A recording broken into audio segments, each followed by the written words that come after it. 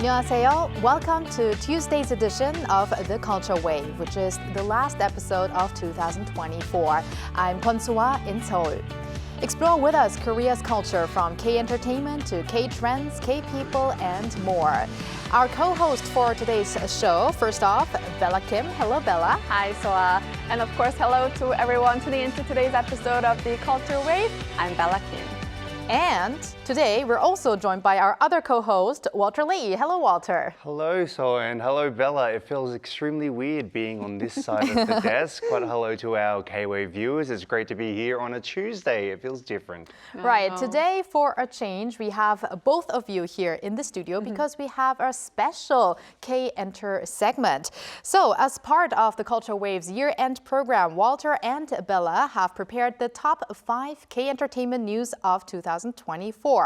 First of all, personally, what was your number one K-Enter news? Let's start with you, Bella. Well, the first thing that comes to my mind is a song that I sang, I think, the most on our show, K-Entertainment segment. It's Rose's 아파트 with Bruno Mars. So that definitely sticks out with me because it reached numerous milestones and it did really good globally and was loved by tons of fans around the globe as well. Of course. And what about you, Walter? She stole my approval. I really love that song as well, but second mention has to be G-Dragon's comeback. Of course. I mean, our friend, he was out of the business for quite some time and he came back with a big bang. That's a joke, by the way. But yes, he came back extremely well received, and yes, I think that was great news for the year. Well, I have to agree with both of you to the most part, but haven't you guys forgotten something? The Culture Wave was actually launched on October 7th, which of course plays a big role in spreading K-Enter news. So for me, personally, that was my top K-Enter news of the year, I have to say. Let's join. Speaking of which, let's now get started with the top 5 issues in the world of entertainment. Since our program was launched, they have been selected based on the appearance on our show and also the number of views on YouTube. And Bella, you have our first issue or first keyword. First story we're going to be talking about is about a Hybe dispute. The conflict between Hybe Entertainment and Min Hee-jin began back in April when Hybe requested an investigation into Min Hee-jin's breach of trust, and in response, she held a buzz-making press conference. As they, continue with these legal matters, on August 27th, Hybe terminated Min from Adore CEO. And after a few months, in November, Min decided to resign from Adore's board and depart from Hybe. She said that she did not see Hybe admitting any wrongdoing. And it's now been over 8 months since it first began, but legal dispute between the two still continues. And also in regards to this issue, New Jeans' actions have also been in the spotlight, right? Throughout the whole process, New Jeans was, there to support Min Hee-jin as they held a YouTube live stream back in September, and Hani also witnessed at a parliamentary hearing at the National Assembly. New Jeans also sent Adore an ultimatum, but Adore did not meet the group's demands. So as a result, New Jeans terminated their contract with Adore on November 28th. And the issue also led to some challenges within the K-Enter industry. Right. We saw a constraint of, multi-label system. The multi-label system here means multiple labels under one roof, just like Adore and Belief Lab under Hybe Entertainment.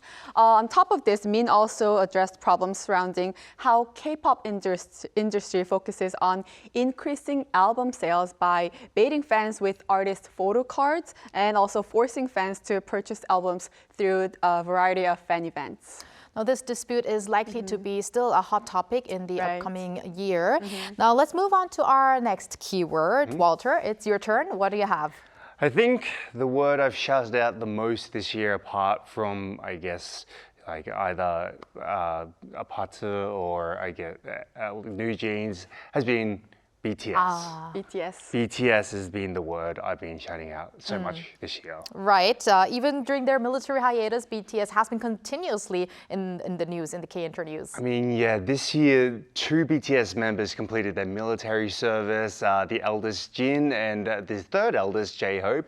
Now, when J-Hope was discharged in October 17th, we made sure we quickly let the army know that, you know, he was here on the K-Wave. We let all of our fans know. J-Hope was, only discharged 4 months ago, after Jin, who completed his service in June 12th. Now, as soon as Jin completed his military service, he immediately held a fan meeting, and on November 15th, he released his first mini album, Happy.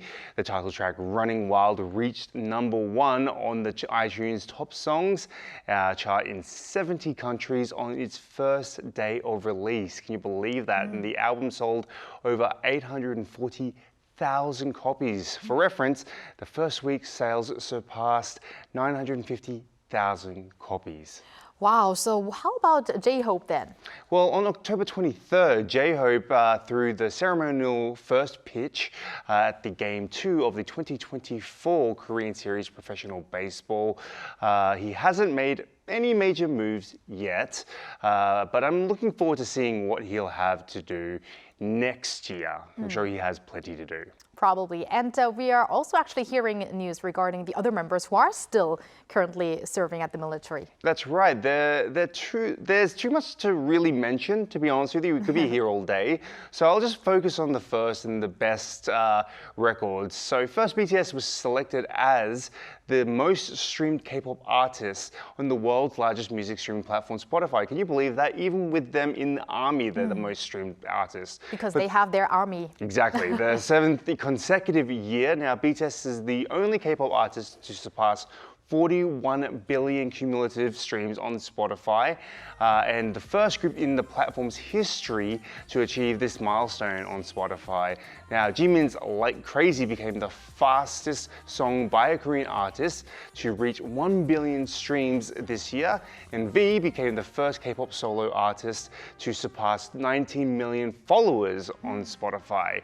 Now, Jungkook's Golden, released last November, has remained on the Billboard 200 chart for 25 consecutive weeks. Now, this is the longest charting album by a Korean solo artist. Wow, so next year now the rest of the group will finally be out. So the army will be happy that they're out of the army. That's a joke too. Yes. So I'm looking forward to having BTS as a complete group again. Yes. Now, Bella, what's number 3? Number 3, moving on from BTS, we're going to move on to girl groups now. We're going to talk about girl group. We were able to see K-pop girl groups and solo female artists thrive throughout the year of 2024. Some of the artists that stood out were NewJeans, aespa, IVE, G-idol, and of course, 21 and 여자친구, girlfriend, that the group that they reunited. So we're going to be talking about them. Okay, so who's the first one? Well, the first we're going to be talking about is Rosé from Blackpink. We can't miss her. 아파트 that she released on October 18th with Bruno Mars went viral globally. She reached so many milestones with this song. First, the music video for 아파트 made history as the fastest K-pop music video to hit 600 million views. It took 59 days to hit that 6 million views. And as of this Tuesday, it surpassed 700 million views. 아파트 also did very well in numerous charts, including the US Billboard Hot 100 and the UK official singles chart. Meanwhile, other Blackpink members were very active this year as well. First, Jennie released her single Mantra in October. Lisa released Rockstar and Moonlit Floor Kiss Me, and Jisoo kept herself busy with working as an actress. And speaking of actress, we're now going to go over to someone who is a singer, actress, and also known as the Queen of Donations. That's right. It's IU. We recently talked about her making, warm donations for the end of the year. Back in February, IU released her 6th EP, The Winning, in celebration of her 16th anniversary. All 5 tracks of the album hit #1 on Korea's main music streaming platform. She also went on a world tour for 5 months where she performed in 18 different cities. Notably, she did an encore concert in Seoul Seoul back in September, where she performed at the Seoul World Cup Stadium to 100,000 fans over 2 days. Wow. And now we're going to move over to the girl groups as a whole. Yes, we're gonna talk about a group that dominated this year. It's aespa. aespa released their song Supernova, Armageddon, and also Whiplash this year. And all three of these songs did amazing. We covered it several times on K Entertainment as well. Particularly, Whiplash recorded cumulative sales of over 1 million copies, winning its 5th million selling title. It also reached 100 million streams on Spotify, becoming its 12th song to hit that milestone. And on top of these records, Whiplash also won a handful of awards, including 6 awards at the 2024 Mama Awards and 3 awards at 2024 Melon Music Awards. So it definitely was a year for aespa and aespa's fans. Great achievements there. And now we're going to go to maybe I should say the K Entertainment issue of the latter half of the year. Walter, what are we talking about? Yes, it was indeed. We're talking about Jung Woo-sung. Now, everyone was shocked by the news that Jung Woo-sung became a dad, and not the way that we expected. So on November 24th, model Moon Ga-bi revealed on social media that she gave birth in March and posted a photo of her child, which we were all very happy. But shortly after, articles claimed that Jung Woo-sung was the biological father of Moon Ga-bi's son, and he did confirm it. Although they have a child together, the two were never officially in a relationship and have no plans to marry. So many were surprised because Jung Woo-sung, he's popular and a popular actor with a strong, maybe I should say, upright image, and he's also known very much for his interest in social issues. That's correct. So in Korea, Jung Woo-sung is so famous that he's synonymous with the word handsome. He's also gentlemanly-like. So it was quite a shock to the fans as well as the rest of Korea as well. So he's appeared in numerous films like Beat, Steel, Rain and Hunt, and also he received critical acclaim in 12/12 The Day.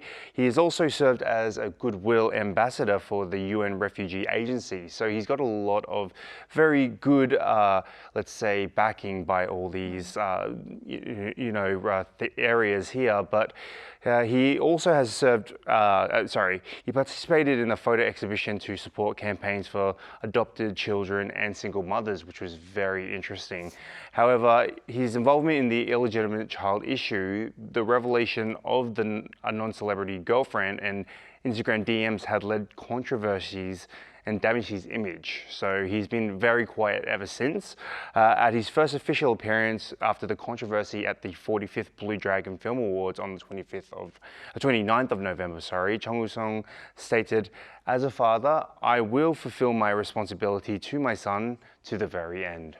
That definitely was one of the big issues in the latter half of the year. Yes. Now, last but not least, Bella, you're going to end us off on the topic of streaming platforms. That's right. According to Korea Creative Content Agency, 9 out of 10 Korean citizens are currently using OTT platforms. Personally, I can feel this popularity because I myself even watch, contents from OTT platforms instead of TV channels nowadays. So definitely notice that. And also the Korea Communications Commission predicts even higher increase in the use of streaming platforms in the future because of this now positive outlook. More and more of OTT contents are being made and are going viral. Right. And among those numerous streaming contents, please tell us about a show that really massively stood out. Yes, a show that I have to say is, we've mentioned it several times on our show as well, Netflix series 흑백 요리사 or Culinary Class Wars. We talked about it several times on our show because it received tremendous love globally. And it was also released back in September and hit #1 on Netflix Global Top 10 Non-English Shows. And it was also voted as Koreans' favorite show for the month of September and October. Right. Actually, the culture wave almost started with talking about the culinary class wars. I remember back then.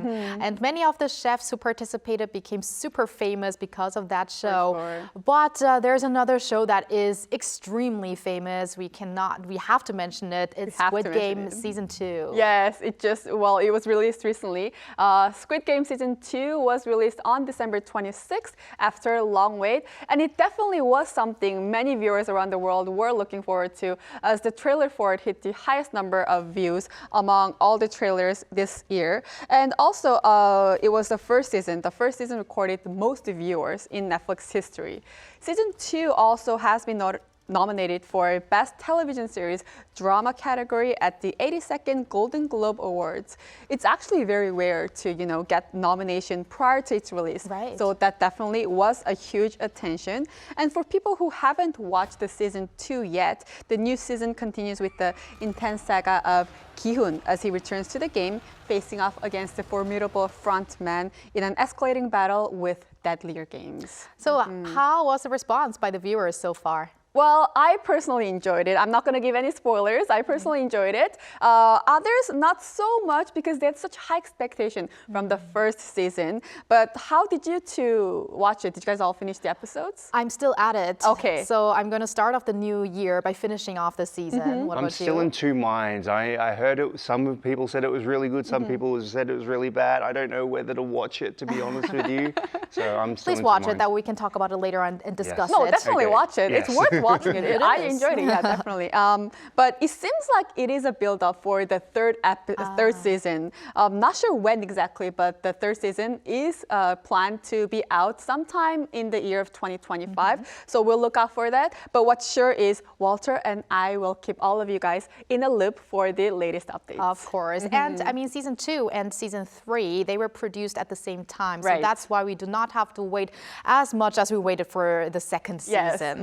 All right. So thank you very much for that, Bella and Walter, for those top 5 Enter News. And of course, for starting off the culture wave with these great K-Enter News and also being great co-hosts. So we will see you back in the new year. Thank you very much. No See you in the worries. new year.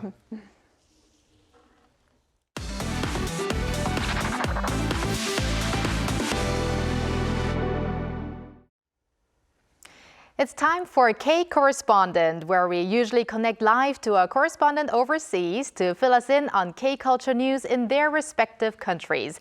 They have been selected based on their love and interest in Korean culture. Now, since the very first edition of the Culture Wave, we spoke to correspondents in around 10 different nations. For our year-end special, we connect to 3 K-correspondents from around the world. They are Ayapat Wonkawi-san in Thailand, Farnaz Piraste in Australia, and Sari McIntosh in Korea. Welcome. Happy to see you again. Good to see you. Hello, everyone. Hello. So, please introduce yourself to our viewers who might have missed your appearance on the show before, and also tell us a little bit about the year-end atmosphere around you. So why don't we begin with you, Ayapat? Okay, sure. Hello, everyone. My name is Ayapat from Thailand. I'm a passionate K-influencer, a content creator from Diary of Jang Si-Hoo channel, and I also the owner of digital marketing agency in Thailand too. And now here in Thailand, the year-end atmosphere is incredibly festive. People start to shopping, decorating, and preparing to celebrate with their family and friends. So this time of the year is always so full of excitement and joy, making it truly one of my favorite seasons. So we might have some of the Thai people in Korea right now during the Christmas season or the year-end season, I have to say. And now let's go over to Farnaz.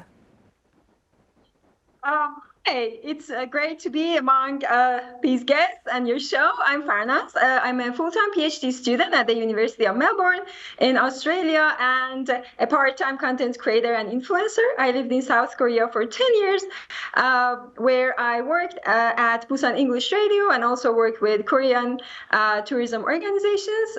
It's been a year and a half since I moved to Australia. Great to have you back, Farnaz. And last but not least, Sari. Hi, everyone. I'm Sari. I'm a 19-year-old singer-songwriter, and I'm currently living in Seoul. I'm mainly known for my English remakes of classic Korean songs. All right, so again, great to have you all here. So now let's hear from each of you separately. First off, Ayapad, last month at the 2024 K-Wave Festival here in Korea, you were honored as one of the best K-influencers. How have you been since that achievement, and is there anything that's changed in your daily life? Yeah, it has been life-changing, of course.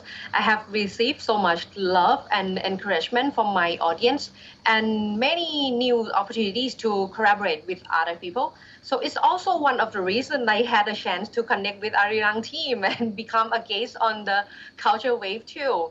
But in general, it has boosted my confidence and remind me why I started this journey. So my daily life is a bit busier, but more fulfilling.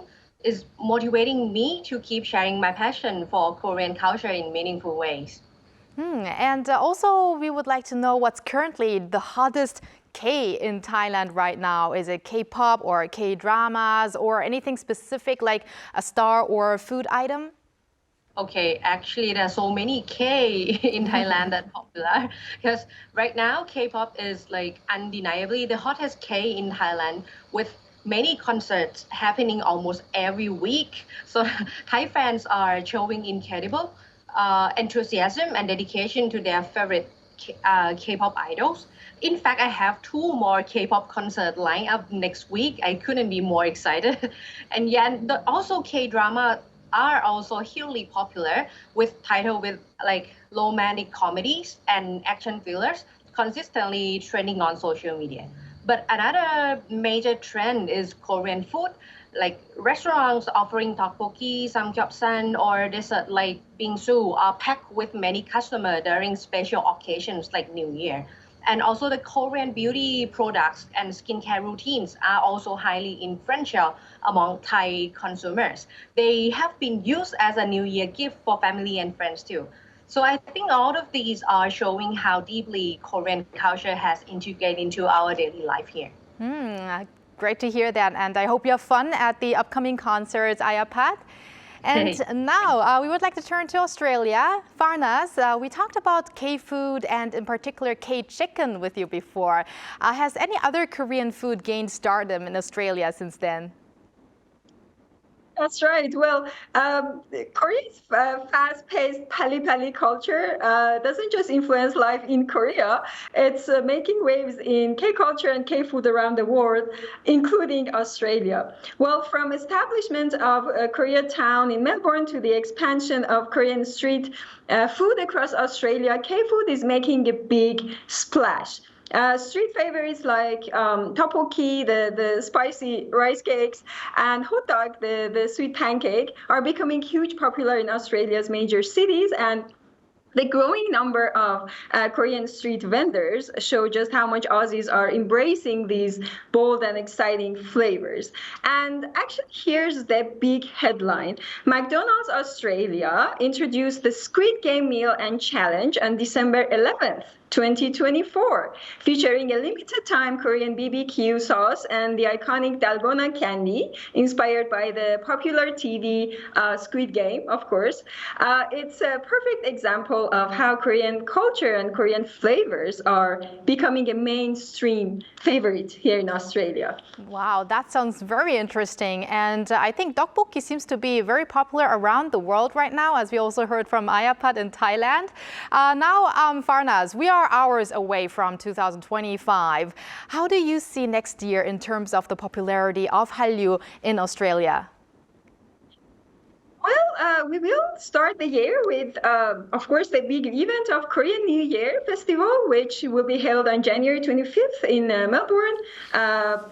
Which is organized by a Korean consulate in Melbourne. And it's a great opportunity for Australians to be familiar even more with Korean culture. And for those like me who are excited that they can celebrate Korean New Year here with Korean community, even thousands of kilometers far from Korea. There will be also the official opening of Koreatown, along with a big ceremony with the Lord Mayor of Melbourne and the officials of Korea Consulate in Melbourne, I assume there's going to be a big event and a ceremony in May in 2025.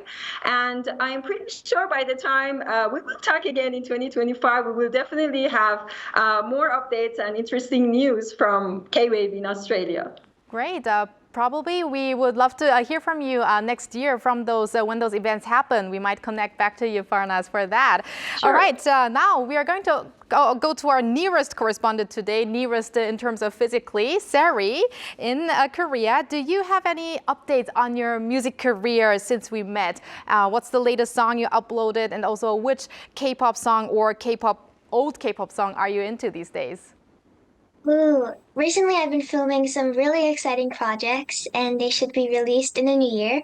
So I'm really looking forward to that. I just released a new English remake yesterday on my YouTube channel of 그때와 단둘이서 by Kim Yeon-sik and Jung Woo-sung 선생님. So I'm really proud of that one. I really love that song. And recently I've been obsessed with the song Fairy of Shampoo by Light and Salt. That's the English title. I think it's such an amazing song, so I've been listening to that nonstop. Sari, always listening to your voice. It's just when you talk, it's already as if we're listening to a song of you. So we're looking really forward to all your upcoming songs as well. Now, as you've been here in our studio before, in the Culture Wave studio, how was the response from your family and friends and fans? And also, have you found yourself watching the Culture Wave or Arirang TV even more after your appearance, or the people around you? Oh yes, last time I was in the studio with you guys, my parents were actually in Korea, so they found and they watched it. And now they're in the United States, so they're subscribed and keeping up, and so am I. I love watching the content. It's super, super interesting. That's great to hear. And now we would love to hear from all three of our special K-correspondents on your plans for the new year in terms of spreading the K-culture around you. So any specific plans you want to share? Let's ask Farnaz first. Sure. Well, as a content creator, I always write about K-culture and my memories that I had in Korea, and actually what a great country it is to travel, specifically even to travel. Many people ask me advice about plans for their trip to Korea, and this actually led me to think about organizing some tours to Korea, working with a travel agency in Melbourne. And this would make me actually personally very happy if I can do it, because I believe Korea is one of the most beautiful countries to travel. I will continue creating more content in my social media platforms about Korea, including my experiences in the city and, well, what else? I guess appearing more in your show. Sounds wonderful. Okay, and what about you, Ayapat? Yeah, sure. In 2025, I plan to expand my content by exploring lesser known aspects of Korean culture, such as traditional craft and like regional cuisines, to bring a fresh perspective to my audience.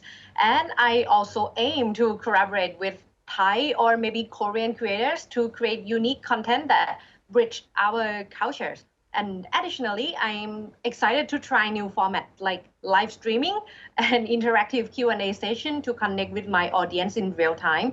But on a personal level, I want to spend more time in Korea to capture authentic experiences that inspire and educate my viewers about the beauty of Korean culture. Wow, lots coming up. And next, what about you, Sari? In 2025, I'm gonna live another year in Korea. So while I'm here, I want to do a lot of collaborations with other K-influencers. And I also want to make a lot of official releases of my English remakes of classic Korean music, so more people can hear these amazing songs. Great, great to hear that. Now, last but not least, please share a few New Year's words with the Culture Wave viewers. Let's start with you, Sari. Hello, Culture Wave viewers. We made it to another year, and I believe that 2025 is a year not just about chasing dreams, but catching them. So everyone, I think you should take risks, trust yourself, and anything you put your mind to, you can accomplish. Nice. Catching dreams. Okay, and Farnaz, a message from you, please. It has been a great pleasure and opportunity to talk to you all through this show. From the warmth and of summer here in Australia, I wish you all health, happiness, and mostly new adventures and experiences in the new year 2025. Happy New Year and wishing you a truly wonderful year of 2025. Thank you. And last but not least, Ayapat. Okay, as we step into 2025, I wish everyone a year filled with happiness, success, and unforgettable memories. May your dreams come true and may you find joy in every moment. So let's continue to celebrate the connections we have built and embrace new opportunities to learn and grow. And also thank you for being a part of this journey. I hope we will keep sharing the love for Korean culture together. And moreover, thank you so much for supporting the Culture Wave and following my journey on the Diary of Jang Si-Hoo channel. Let's have a safe, happy, and prosperous New Year. 새해 복 많이 받으세요. Thank you very much. So thank you, Ayapat, Farnaz, and Sari. Happy New Year to all of you. 새해 복 많이 받으세요. 복 많이 받으세요. Thank you very much. And Happy New Year to all of our viewers. It has been an amazing 2.5 months with you since the launch of the Culture Wave. We will be back in the new year on Thursday, the 2nd of January to kick off 2025 with all the latest K-culture stories. Thanks for watching.